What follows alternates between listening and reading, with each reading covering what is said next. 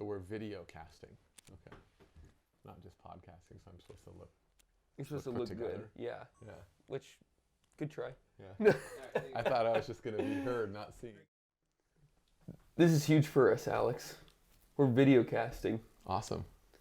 I don't know if this is going to be beneficial for people's souls while watching us actually, but because beauty Seeing is supposed us? to inspire Yeah, salvation, and I know. I'm not sure if we're delivering that. But We'll just have to concentrate harder. yeah, well, there you go. Sorry to all of you.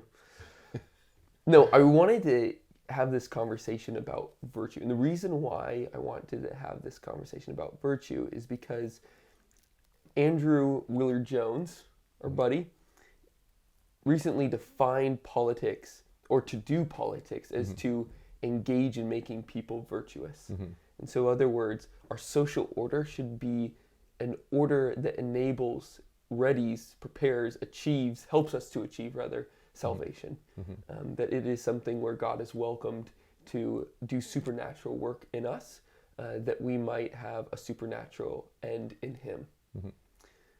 And so a big part of his argument then depends on a proper understanding of virtue.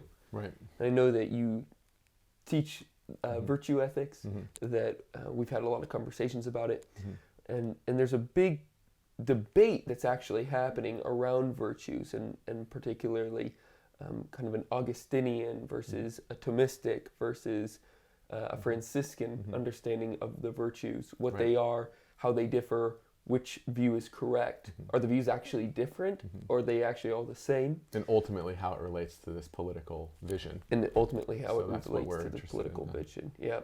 So book 12 and 19 of The City of God, St. Augustine's great tome, as it were, speaks about the pagan virtues. Right. And so he praises the Romans for being honorable and brave, and says their honor and their bravery, which were real virtues, real achievements of the soul, was the very reason why they went to hell.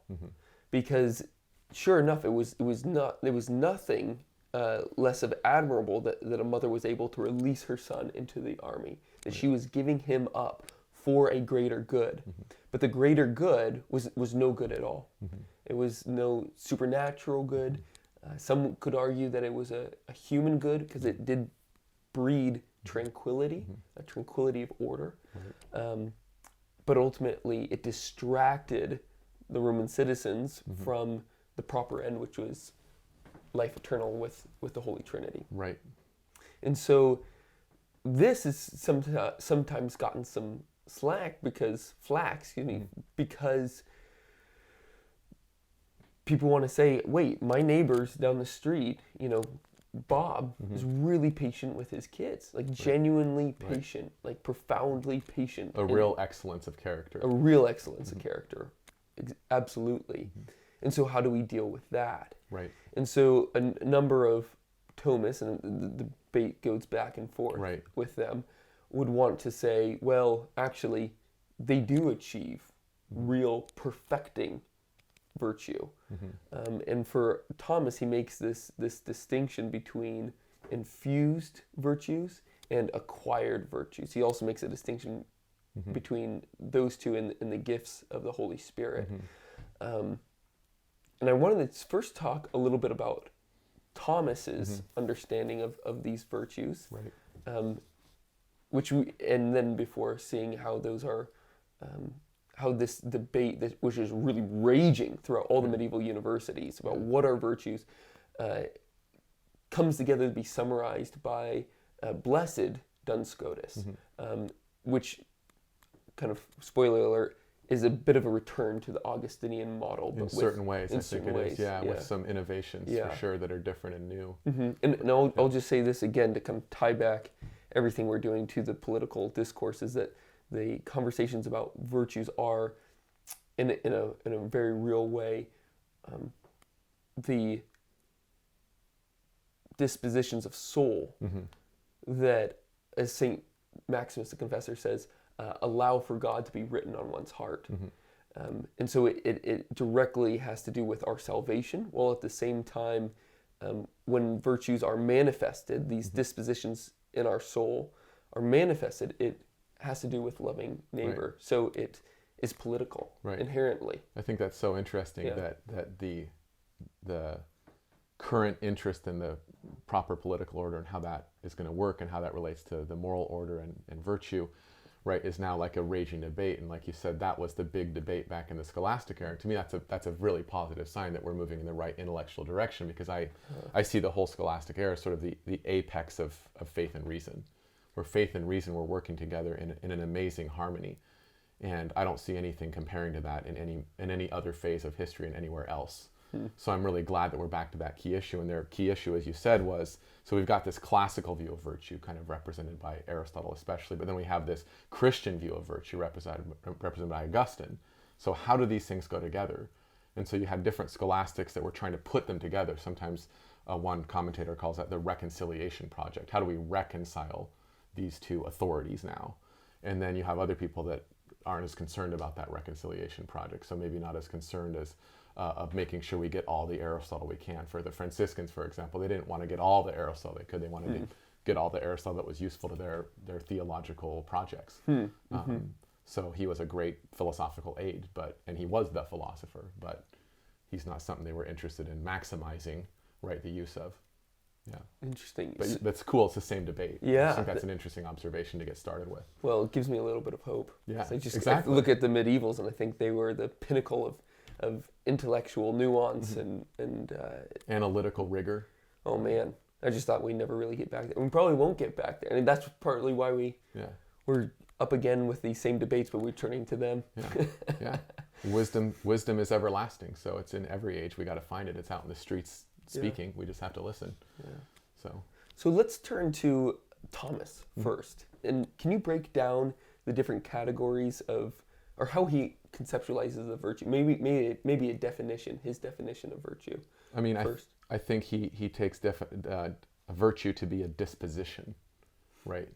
So a disposition in your character, in your soul, and he takes it to be something that makes us good. So that was a kind of Aristotelian dictum, that a virtue perfects its user, right, and makes his acts good. So that, I think, is something Aquinas completely accepts. And so there's a kind of causal relationship between the virtue or the disposition and the good act. And that's something that I think is going to be challenged later on by Scotus, but that's one of his features. And he wants to say, it's not, the definition that was accepted before Aquinas slightly modified was virtue as a quality, but he needed to change that ontological category, right, from quality to disposition, because he was trying to reconcile, right, the infused, as he calls them, virtues. Scotus is making this change. Aquinas. Okay, excuse me, sorry. So that was the reconciliationist, when they located virtue in an ontological category, it was a category of disposition, right? Used to say quality, like virtue as a quality of the soul. Right. But that wasn't a category that allowed them to explain how both infused and naturally, pagan virtues they're both virtues. So they needed like a better category so they can reconcile the two together. Remember, that was the challenge. Right. And so Aquinas slightly modified that more traditional definition as virtue as a quality to virtue is a disposition of the soul. Interesting. So that was one thing. And then he said, it's something that its user can never make bad use of. That's from Augustine. And so he agreed with that part. And he said that God works in us, right, but not without us. So he accepted that too. So he has a pretty traditional definition there, following Augustine in some senses in the tradition, but slightly modifying the thing to reconcile. So I think that's sort of the first step of what a virtue is. And so if we reflect back on, I think, Aristotle's famous definition of virtue, right, that virtue is a habit of choice, right, with respect to a mean that's defined relative to us, right, by the prudent man. So that definition, I think, is largely accepted as well, because it has to do with a mean which is adjusted by right reason, prudence, right? The prudent man is the one who habitually uses right reason. So I think that's pretty acceptable to scholastics, and it's going to be modified in different ways based on this reconciliation problem. So I know that in his treatise on virtue, St. Thomas defines, actually I have it here. Yeah. Probably worth bringing out. Sure. He defines virtue, but in and it's in a very Augustinian way. He just takes St. Augustine's definition, but then changes it slightly to talk about pagan virtues versus Christian virtues. So the definition is, virtue is a good quality of the mind by which we live righteously, of which no one can make bad use, which God works in us without us. That's right. Yeah. So I guess I have a couple questions here. So, but I should mention this too, is that actually, which is so interesting, is that Thomas says that he goes on in this section and he says, God is the efficient cause of infused virtue, to which this definition applies, the definition that I just read. Yeah, directly. Yes. And this is expressed in the words, which God works in us without us. That's right. But then he goes on and he says, if we omit this phrase, the remainder of the definition will apply to all virtues in general, whether acquired or infused. Right. So he has to modify that last bit where it says without us. He says not without us, right?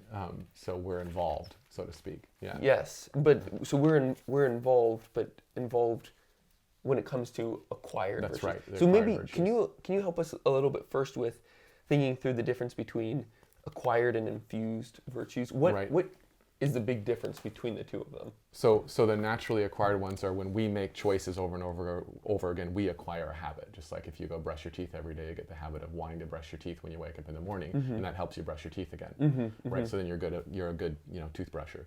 That's what I want for my kids, right? So it's something you can naturally acquire by repetition, repeating the same action over and over again. You acquire this habit, this pattern, right? This thing that gets fixed in your soul and is a stable trait that you have, or inclination, or disposition, or tendency, right? Those are all roughly the same. And whereas the infused virtue is something that God, as he says there, efficiently causes it. He puts into you through his grace, right? Directly into your soul, you might say. And it doesn't necessarily mean you have all the feelings. So a Catholic who's in a state of grace, according to Aquinas and others, has the infused virtue of charity, and therefore has infused all the other virtues, right, that participate in charity. Even if they don't have any natural dispositions or inclinations in accord with those virtues, they're still in the soul.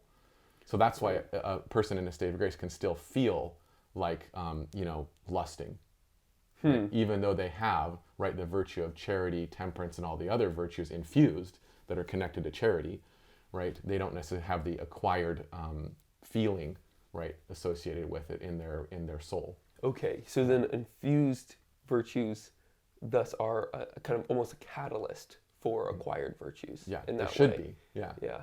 Does it work the other way around? Are acquired virtues, do they make someone more disposed to welcome infused virtues? I think they do make one more disposed in general, but it can be, it's a two-edged sword to me, right? Because somebody can become, let's say, like the proud pagan. The proud pagan, the magnanimous man in the worst sense of the term, right? He's got all his goods that he wants. He's got all his moral perfection. He's a perfect nature, right? He doesn't need anything else. He doesn't want anything else, right? So he's contented. So to me, that's sort of like the concept of limbo, right? The virtuous pagan is still in hell, right? He's not being positively punished, but the problem with him is his desires are radically defective, right? He has a desire that's buried inside of there for God himself. Right, okay. But he's not listing that because he's content with his moral perfection and like the absence of pain. Think like a Stoic. Like a Stoic who's perfected his system, right? He kind of settles for less, or like even a Buddhist settles for less. His desires have to be moderated down, but then he's got his like perfect project. He completed himself. Right. So there's a danger in just concentrating on only moral goodness sort of in itself as well. It doesn't necessarily get you eternal happiness, right? Right. Okay. So you can be good, so to speak, in this, like you can perfect your nature, right? But not have eternal happiness. Right. Okay, so this seems to me anyway. That makes quite a bit of sense, and it resonates very strongly with what I've read from St. Thomas as well. Where does Scotus come into this mix? Yeah, so I think that in that reconciliation project, what happened was, what Scotus saw happening was the number of virtues, fruits, gifts, beatitudes, they multiplied. They multiplied a lot as the pagan sources were there, the Christian sources were, the stuff in the New Testament, different than kind of the stuff that pagans had, like, let's stick it all together. You kind of have this just explosion of different categories and habits, right? And so what Scotus wanted to do when he saw that was to simplify it. In fact, he wanted to employ what in the 14th century was called Scotus's rule. That's what they call it in the 14th century, which now we call Occam's razor.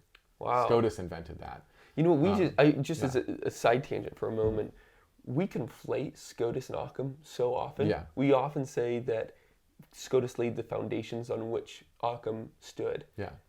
And then Occam, and then the baneful effects of Occam, are often traced to Luther and the Reformation, and the Reformation's the big problem. And of course, I believe that. Yeah. But then so this paradigm, this narrative, this sort of big meta narrative. It really has Scotus as the seed from which all this came. I think it's really ignorant, actually, Okay. and just if one reads Scotus, not from the point of view of how to put him into a narrative, but seeing him as a faithful friar. Right, a Franciscan who's devoted to Our Lady, whose name wasn't just, his title wasn't just the subtle doctor, but the Marian doctor, right? And to see him as somebody who truly revered Our Lady, right, and defended the absolute primacy of Christ, right? This exalted, maximally exalted Christology. If you see him from that theological point of view, then I think these sort of narratives, they don't make any sense. Right. And so then when you read Scotus, you don't see these baneful elements. You see the positive things. For example, Occam's famous for his sort of extreme nominalism, right? But Scotus was an ultra-realist. In one sense, Aquinas was a kind of nominalist, right? For a philosopher, has 20 different kinds of nominalism. Right? Yeah. You can say, well, in one sense, Thomas is a kind of, moderate nominalist. Some people classify him that way. Not a big deal. But Scotus was an ultra-realist. And the exact opposite of Occam on that point. What happens, I think, is people conflate extreme nominalism with extreme voluntarism. So Occam was an extreme voluntarist where he said God could command you to hate him, right? God could command 2 + 2 to equal 5, like crazy stuff like that Descartes picked up on. Right. Whereas Scotus said it's impossible for God to command the opposite, right, of any commandment on the first table. It's logically impossible. So God necessarily gives his own nature, right, his own goodness, its due. Right. And so it's kind of that same logical problem of could God make a rock that he himself couldn't carry? It's part of that. It's in that same regard where part of that. Where could God create himself that not to be love or something of that So I think Occam was interested in seeing how to understand omnipotence, right, or infinite power. Sometimes those are the same, sometimes those are distinct. But he was very interested in God's will and wanting to make sure he preserved the freedom and absolute sovereignty of God. And so I think he got to this extreme nominalism, which again, Scotus is not on, he contradicts that view. He contradicts the nominalism. And that's often this kind of meta-narrative picks up on those elements in Occam, but they're not in Scotus. That's not in Scotus. Interesting. Okay, good tangent. We'll have a longer conversation about that at some point. But in terms of virtue. Yeah, so he simplifies everything. That was his thing. He wanted to use Scotus's rule, or Occam's razor, as it's later called. To simplify it. So Scotus asked the question, are the gifts, the beatitudes, the virtues, right, and the fruits, is that many habits or one habit, right? So what he actually answers that question and says, there's actually just 7 different habits, right? Okay. And they have multifarious names, right? But the 7 habits are, what we call the theological virtues and the cardinal virtues. Those are the 7 dispositions. So love, charity, hope, faith, right? Justice, prudence, temperance, and fortitude.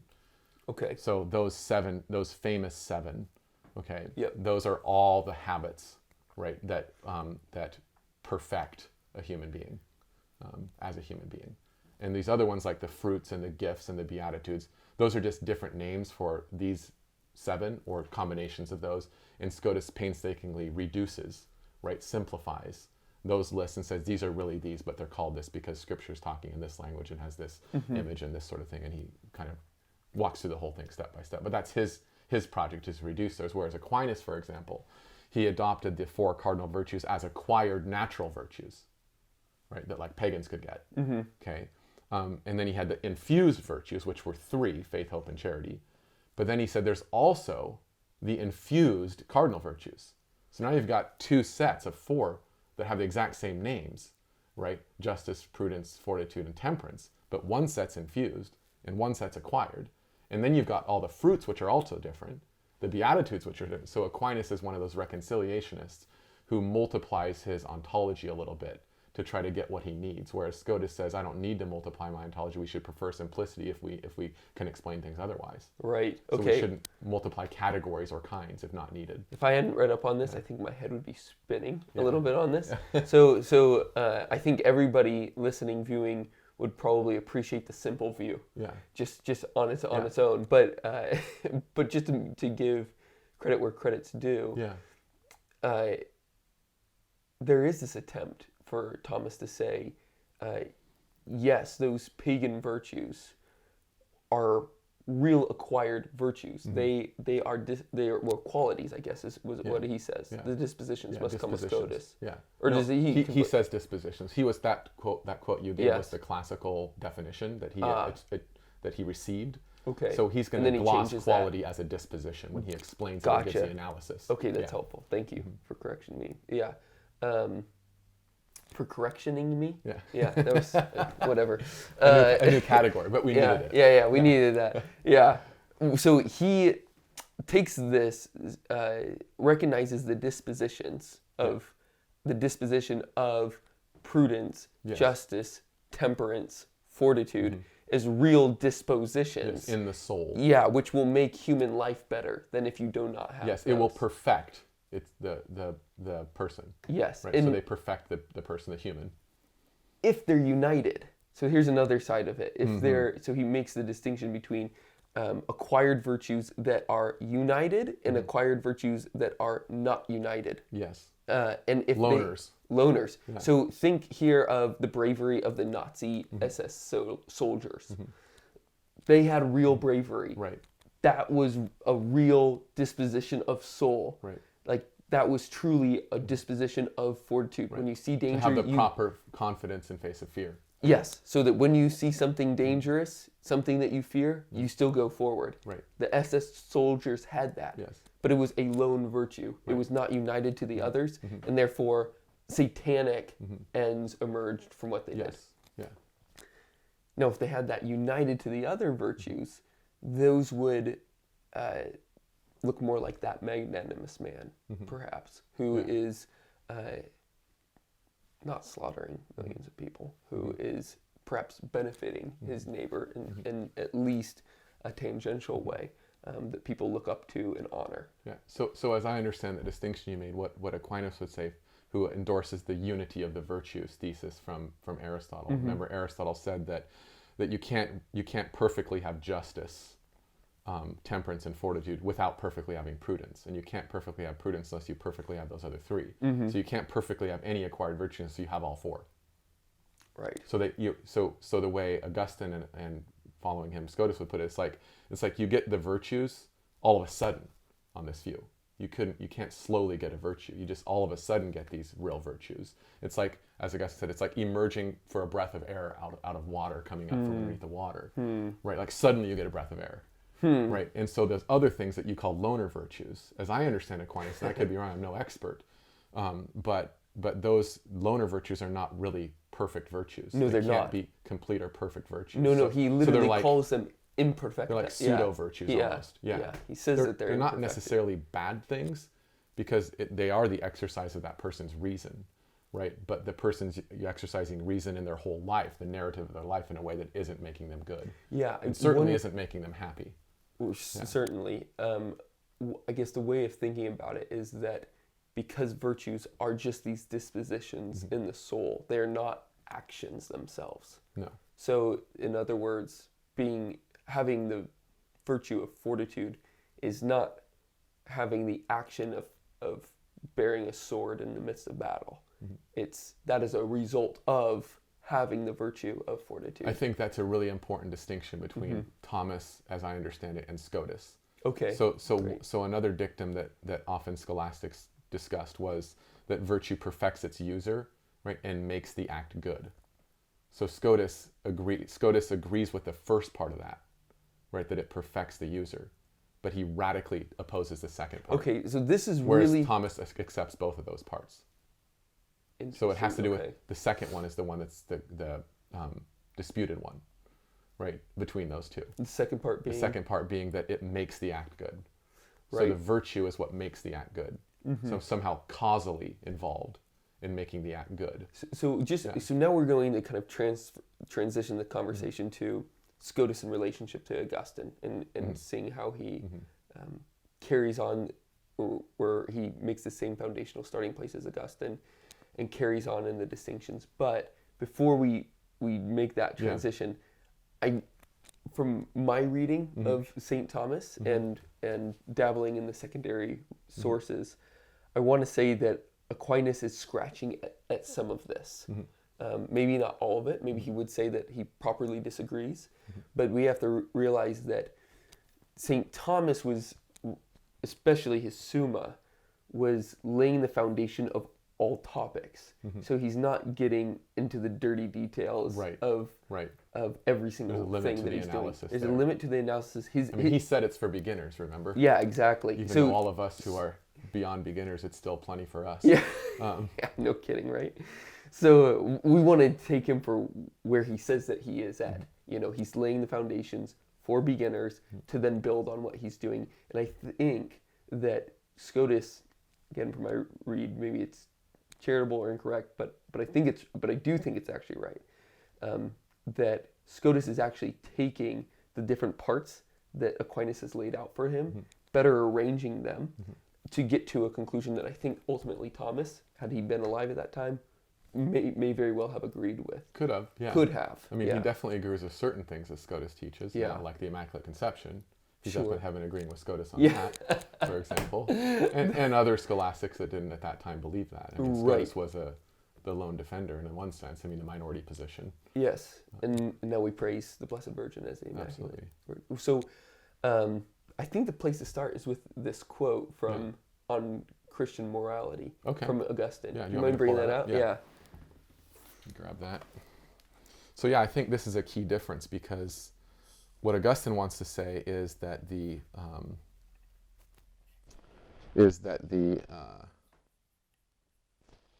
virtues are rooted in the will, and whereas Aquinas will say justice is rooted in the will, but temperance is in the concupiscible appetite, right? And fortitude or courage is in the irascible appetite. Prudence is in the intellect. So there's like these different places in the soul that the virtues are located, the dispositions for Aquinas, as I understand them. I think other Thomists would agree with that. But Augustine said it's all in the will. All the virtues are in the will, right? And the key virtue is charity. So he actually ends up defining all those virtues, those pagan virtues, in terms of love. So that's the quote I'm trying to pull up here. Let's see if I can grab it. Here it is. So he says, "As to virtue leading us to a happy life, I hold virtue to be nothing else than perfect love of God. For the fourfold division of virtue I regard as taken from four forms of love. For these four virtues, would that all felt their influence in their minds, as they have their names in their mouths. I should have no hesitation in defining them. That temperance is love, giving itself entirely to that which is loved. Fortitude is love, readily bearing all things for the sake of the loved object. Justice is love, serving only the loved object, and therefore ruling rightly. Prudence is love, distinguishing with sagacity between what hinders it and what helps it. The object of this love is not anything, but only God, the chief good, the highest wisdom, the perfect harmony. So we may express the definition thus, that temperance is love keeping itself entire and incorrupt for God. Fortitude is love bearing everything readily for the sake of God. Justice is love serving God only and therefore ruling well all else as subject to man. Prudence is love making the right distinction between what helps it towards God and what might hinder it." So all the virtues are defined in terms of love, and love is in the will, right? And so that's something that Scotus definitely picks up on and agrees with, that all the virtues are in the will. Not in the intellect. Not well, except prudence. Except for prudence. Prudence is in the intellect, but all the other ones are the cardinal virtues anyway, are in the will, right? For faith is also in the intellect. Right. Okay. Hope is in the will as well. So faith and prudence for Scotus are in the intellect. Okay. But all the other ones, so the 5 other ones, are in the will. But the point is, when we talk about the moral virtues or the 4 cardinal virtues from pagan, right? They're not in different places of the soul. Prudence is in the intellect, and all the other ones are in the will, not just justice. So temperance and fortitude as well. That's a huge change. Yeah, that's a big change, and that's really important. So, goodness, we're going to have to talk about that at a different point. Yeah. So I got to keep us on track slightly. But the main key that I see here is that the true perfecting virtues are always in right accord with God, which makes sense. He created us. Our natural end is being with Him. The human nature is designated to be in right relationship with Him. There's not a secondary human nature that is good on its own. That only leads you to limbo, which, as you said earlier, which is just the best version of hell that you can get. But it's still hell. It's still separated from God. So it's a good achieved, but not a proper good. Can I just qualify that really quick? Because I don't want to. Something I'm worried about too, like you are, is the two-tier Thomism idea. And so when I say that person in limbo is naturally perfected, I need to qualify that a little bit, because I am a Scotist, and I believe that the will. So he follows Anselm on this point, and he says that the will has two inclinations inside of it, in its internal structure, that are naturally a part of it. So it's got this affection or inclination for justice, right? And then it's got this affection for the commodious or the advantageous, or what's self-perfective of the nature of the human, right? Interesting. Okay. So actually, the person in limbo isn't completely perfect as a human, right? Because their affection for justice, which is the love for justice in itself, right? Isn't tempering, right, the love of your own nature. And so this is the location of true freedom. That's for really Anselm helpful. Anselm and Scotus. That justice, that affection for justice, or affectio justitiae, right, is meant to be that we love God for God's sake. We love intrinsic goods for their own sake, not for our advantage. Right? They are for our advantage, but that's not what motivates it, and that's not why we love it. So that's really interesting. So you have these two inclinations, two movements in the will. Yes. And they should be in a proper order. And they should be they should be in a proper order, united and directive in the same direction. But one can be in the right direction while the other's not. Yes. As it were. So and those are the people. Those are the people that Dante is a good third order Franciscan. That's right. Sets in limbo. That's right. And Anselm, right, wasn't a Franciscan, obviously, because that hadn't come about yet. But the Franciscans have a certain, especially Scotus, a certain favorable relationship. It's kind of a proto-Franciscan, you might say, in some senses, many of his views. But he, carved out this notion of the two affections of the will in his work on the fall of Satan. Because when he looks at Satan, he sees Satan wanted his own perfection, right, inordinately. So he was going for his own perfection. Really, truly, all the traits that he had, his intellect, right, his different powers, like he was trying to perfect those, but he wanted to perfect them without doing it for God's sake. Right, doing it for his own sake, or for God's sake, but in his own timing. Or you know things what? like This is interesting. Sorry that I said we were going to transition from Aquinas, but I'll toss this in here too. Is that the way that St. Thomas defines vices is by saying he, quote, inordinate virtues, like virtues that get out of hand, and that's exactly what you're mentioning. And of course, with Satan, where he wants his own perfection, but inordinately in a different way. And of course, that makes sense, as Aquinas does follow Augustine in this way, namely that he believes that evil is a perversion on the good. So there can't be an absolutized vice. There can't be lust in and of itself. It has to be a perversion on the proper love of beauty or something like that. I'm not sure which one of the virtues, but it riffs on something good. And that makes sense then when you're talking about this dual nature of the will. So then back to just to sum up that part, it's like the person in limbo isn't actually completely perfect, right? Their natural powers, they've like honed those, right, to be ordered in a certain way, but they're not doing it for God's sake. Which is why they're not in heaven. Right. Yes. But here's what another crazy thing Scotus said. Even if somebody did, right, let's say, love God for God's sake, right? It doesn't just follow automatically that they go to heaven. Heaven is a free gift. God has to be free, right, in whoever he elects and chooses for heaven, right? He doesn't just pick people for heaven because they deserve it, right? Nobody deserves it.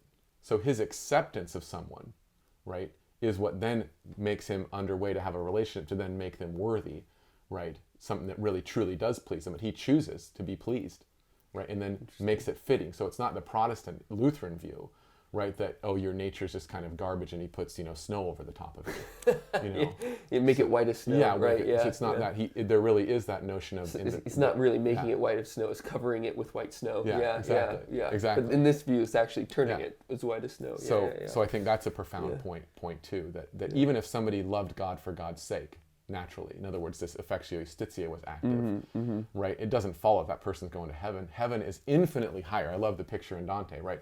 Mount Purgatory, you're on the top, there's like a huge space. You can't, Beatrice has to come down, like somebody has to bring him up. Right. It's impossible to get up to heaven. Yes. Literally impossible. God has to bring you up. Yes. So there's no deserving of heaven, So there's no deserving of heaven.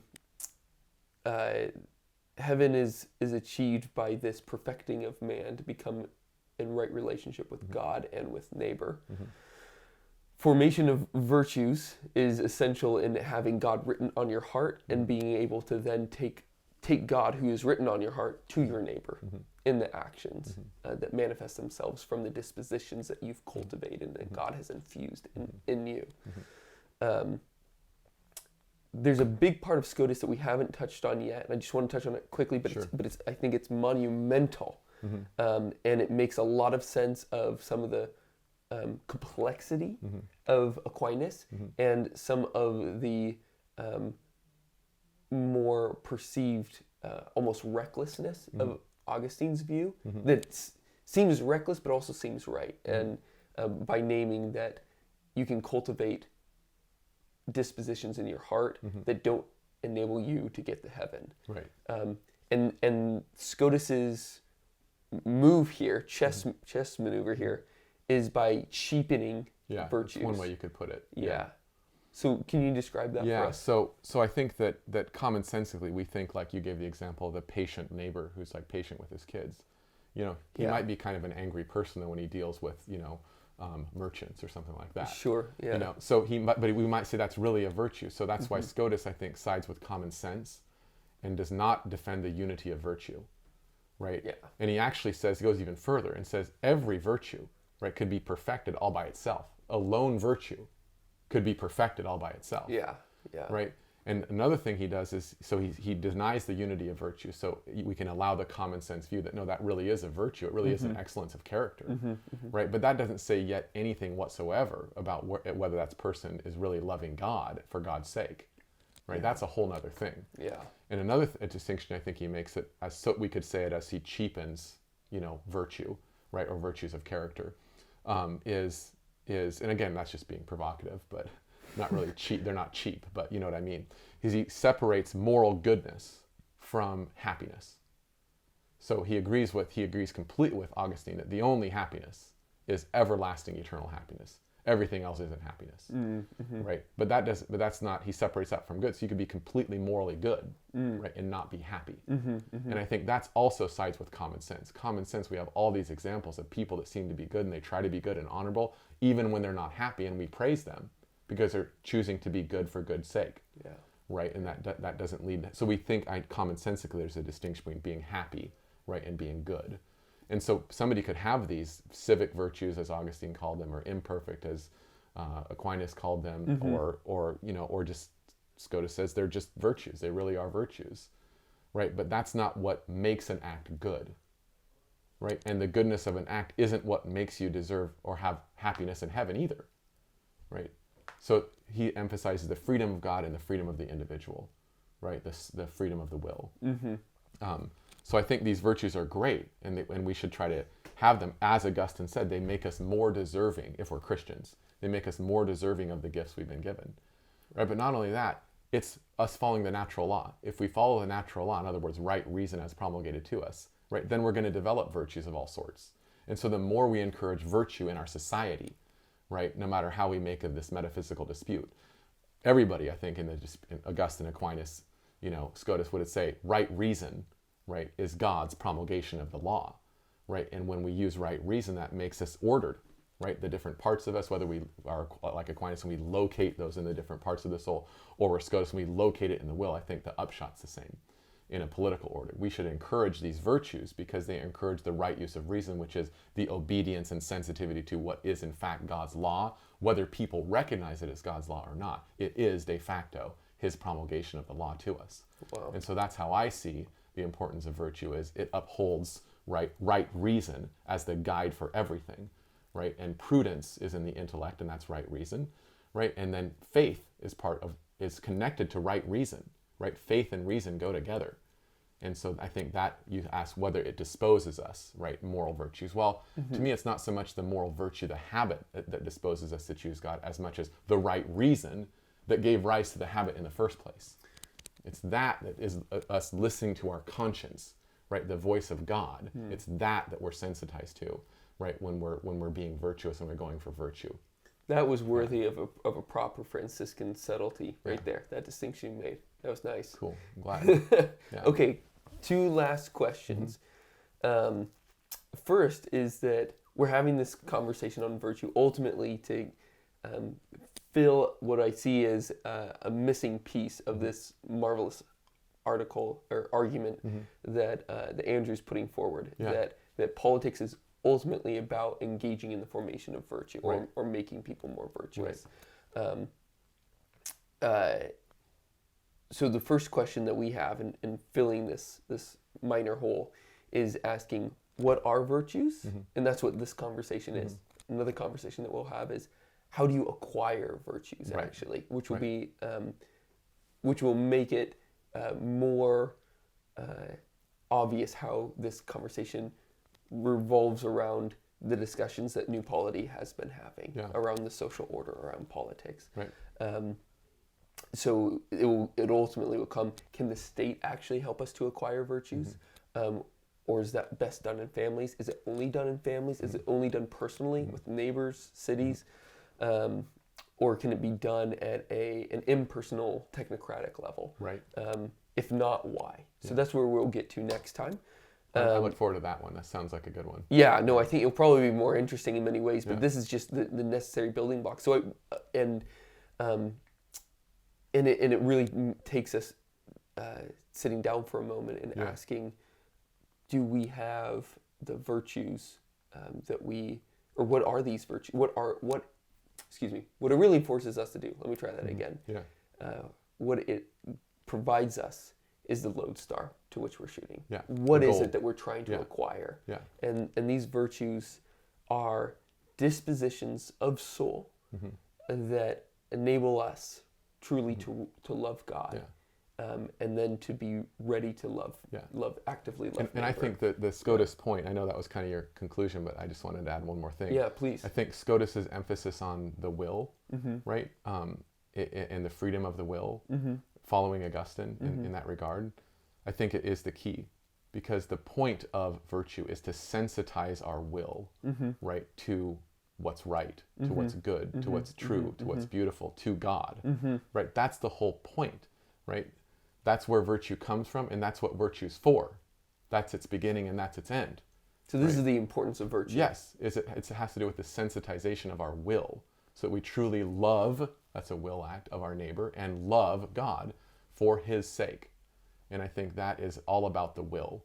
And so it's all about the will in the end. And that's what makes a person distinct from everything else, right, in nature, right? His will. Of course, you can't have a will without an intellect, so add that in. So the human soul, right, being intellect and will and memory, right, that is what makes us distinct as human beings. And it's that element where we communicate and commune with God. It's that, what Bonaventure calls the apex mentis, the apex of the mind, where we touch God, right? That's ultimately what we're after in a political order, in an individual, family, anything, right? That's what all life is about.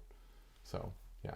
So give us quickly 2 things that we can do as a foretaste to the next conversation, but just as leaving off with a practical note. How do we acquire virtue?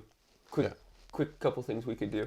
I think it's literally being sensitive to what's good for other people, right? And in the circumstances, you think carefully, right? Yourself and with other people, what's really good for these people, for us, right? For the common good, right? And then what's good right, in the common good is how it orients us to, right, an even greater good, which is God, who gave us all this, right, for our sake, right, to love us. So we see God's love and we try to love others. And so I think it focuses on love, just like that quote from Augustine, all virtue that really matters is ultimately a form of love anyway. So, I mean, that sounds kind of cheap in one way, but it really is all about love, the good of the other person, right?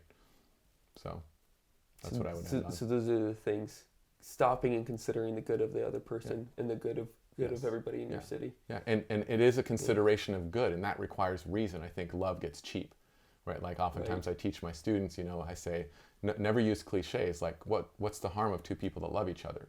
Right. That's a cliche. Yeah. So that means it's a set of words that somebody else put together, and then a student says it. And nobody thought about it. And it's not necessarily a thought. So it's a will without reason. Yeah. And so I say to love, Yeah. right, the discussion of how to, deconstruct that cliche. Say, well, what is it to really love someone? It's to care about what's best for them, to what's really, truly good for them, even if they don't believe it's good for them. And you have to know something about reality to know what's good for someone really.